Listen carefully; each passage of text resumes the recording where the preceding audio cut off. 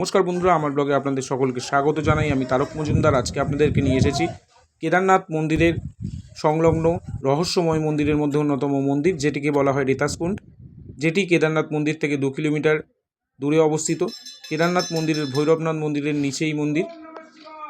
এখানে আপনি যদি মহাদেবের নাম হর হর মহাদেব, জয় শ্রী কেদার বা ওম নমঃ শিবায় যদি বলেন, এই মন্দিরে যে জল রয়েছে এখান থেকে বাবলস বা বুলবুলি বেরাবে।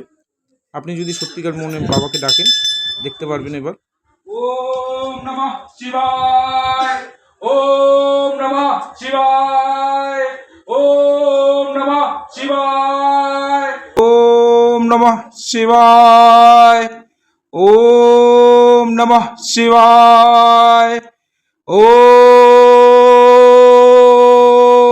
ওম নমঃ শিবায়, ওম নমঃ। এই মন্দিরের নাম রেতাসকুণ্ড। পোস্টটি ভালো লাগলে লাইক, শেয়ার, ফলো করবেন।